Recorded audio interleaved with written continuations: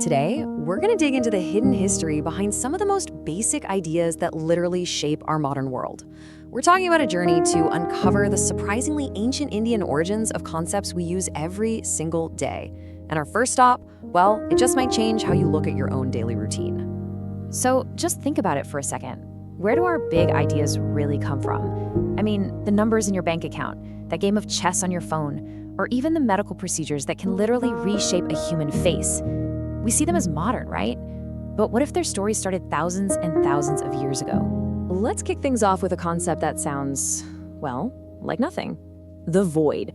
How on earth did ancient thinkers take this abstract idea and turn it into a mathematical tool that would unlock everything from algebra to computer code?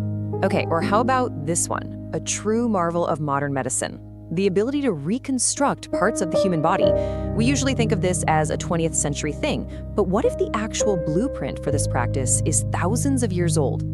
And what about the blueprint for modern life itself? You know, a planned city with straight roads, advanced sanitation. These ideas had to come from somewhere. Today, we're going to explore how they all point back to one place, ancient India. All right, let's start with the familiar stuff, the things that are part of our everyday lives. You might be seriously surprised to find out just how much ancient ingenuity is woven into the fabric of your modern world.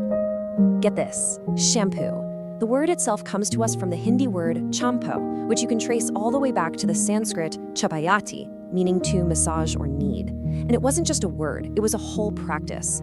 Long before modern chemistry, people in India were creating this amazing cleansing pulp from soap berries, herbs, and hibiscus flowers to care for their hair. And this influence is just everywhere you look. The buttons on your shirt, their ancestors were ornaments carved from seashells in the Indus Valley civilization way back around 2000 BCE. That sweet crystallized sugar you love? The process for creating it was perfected in India during the Gupta dynasty. And, of course, the global phenomenon of yoga, first mentioned in the Rig Veda over 5,000 years ago, was developed as a way to unite the body and mind. Even the way we have fun is shaped by these ancient innovations. The game of chess, for example, evolved from an Indian strategy game called Chaturanga. And you know Snakes and Ladders? It started out as Mokshapat, a game about morality, where the ladders represented virtues leading you to salvation. And the snakes, well, they were the vices that would bring you right back down. It was literally a game about karma. Okay, so we've covered the tangible stuff in our lives. Now, let's move on to the abstract tools we use to understand the universe itself. And this is where the innovations get truly mind-bending. I want you to just pause and think about this for a second. How do you build an entire system of mathematics based on the idea of nothing? It sounds like a total paradox, but it was a revolution in thought. And here is the absolute game changer. While other civilizations had symbols that were kind of like placeholders for nothing, ancient Indian mathematicians were the first to treat zero as an actual number, a number you could add, subtract, and multiply with. This wasn't just a new symbol on the page, it was a fundamental shift in thinking that changed, well, everything. You can actually trace its incredible journey. Around 500 CE, the mathematician Aryabhata was using a symbol for zero in a place value system. Just over a century later, Brahmagupta laid out the rules for using zero in arithmetic. From there, the concept traveled through the Islamic world, where scholars like Al-Khwarizmi adopted it, and then it finally made its way to Europe. It's a journey that literally built the foundation of modern mathematics and, believe it or not, the binary code that powers our digital world right now. But this abstract thinking didn't just stop with math. It went all the way to physics, centuries before Newton. A sage named Kanada developed a theory of atomism, and in his text, the Vaisheshika Sutra, he wrote something incredible, that a change in motion is due to an impressed force. Sound familiar? It's an idea that predates Newton's first law of motion by more than 1,800 years, all born from a philosophical tradition that saw the universe as being made of tiny, indivisible atoms. So, from the language of the universe, let's zoom right in to the science of the human body.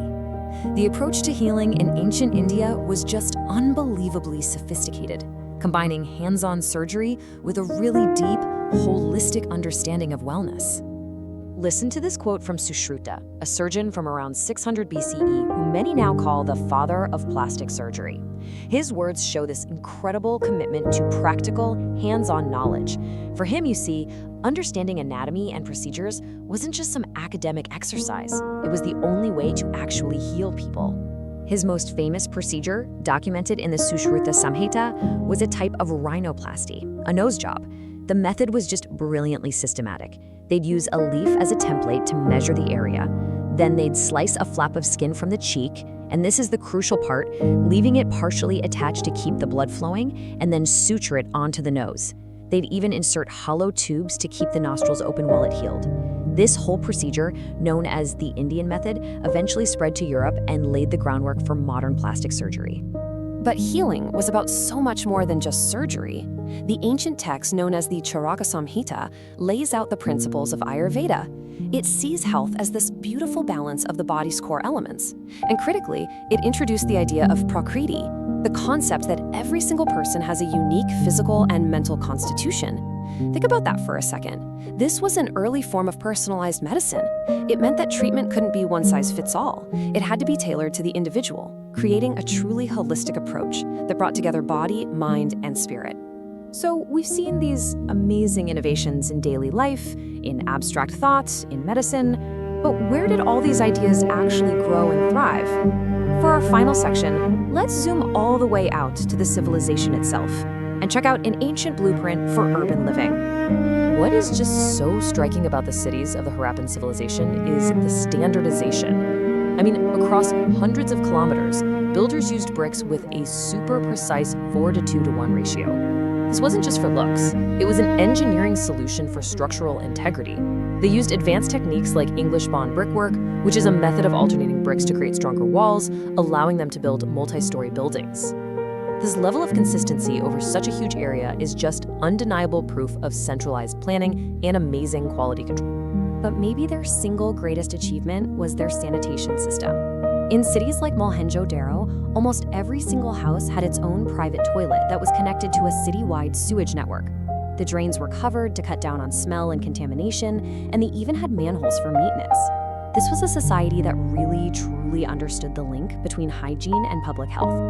And look, that is not an exaggeration. As this quote points out, the sheer sophistication of this system from over 4,000 years ago is impressive even by today's standards. It just shows a commitment to the well-being of its citizens that was nothing short of revolutionary. So when you connect all these dots, a pretty clear picture starts to form. From a simple seashell button and the very idea of zero, all the way to advanced surgery and master-planned cities, the innovations of ancient India gave us so many of the foundational tools and ideas that our world is still built on today. It really makes you wonder, doesn't it? As we keep digging into the past, what other ancient wisdom is still out there, just waiting for us to rediscover it?